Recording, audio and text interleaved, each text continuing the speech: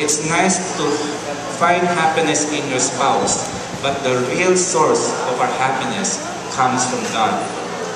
If we miss that, it's like being in the Sahara Desert, cut off from water supply. And therefore, if your walk with God is nourished and intact, your personal holiness, your heart fills with joy, which overflows, like Jesus said, like a living stream out of your heart and flows into the heart of your spouse, and flows into the heart of your children and the people around you. Next slide. And then, if you are conscious of God, and you know that God has given you your body, you would love to glorify God with your body, right?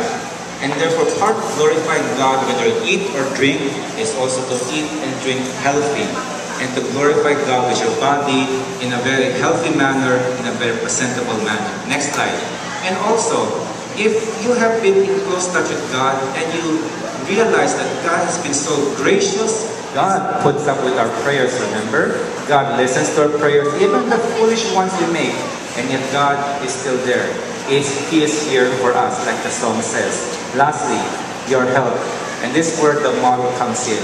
When we realize that God is a God who helps us, and Jesus Christ, His Son, models it to the full, that though He is God, He emptied Himself and took the form of a servant and went to obedience even to the point of the cross.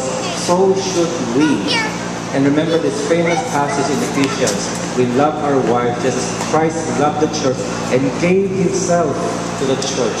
The same thing, if the wife loves Jesus Christ, he would love and submit to the husband the way as unto the Lord. And therefore all of this firms up into the holiness concept. Marriage does not begin between you and your spouse. It begins with you and God. Next slide. So therefore, this is the next to the final slide. What does your spouse really need? He needs to rediscover a romantic God. A God who loves us utterly, and a God who fills up the dryness and the emptiness of our heart. Even if we suffer from a painful marriage, or even a disintegrated marriage, by the way, God is there. And He's always there to catch us when we fall, to nourish us, to encourage us, and hopefully it is not just to stop with us, but it's our gift naman to the person whom we have married. What does it mean to have a romantic God? Read the book. What your spouse really needs perhaps is to read the book. And don't forget to read the book yourself. So with that, I'd like to thank you. I think this is the final slide.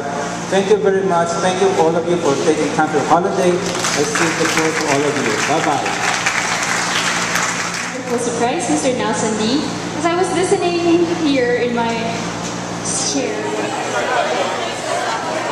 Yeah, magandang hapon po sa inyo lahat. We used to be part of a band, but sana hindi na lang used to be. Sana totoo na lang ulit. We're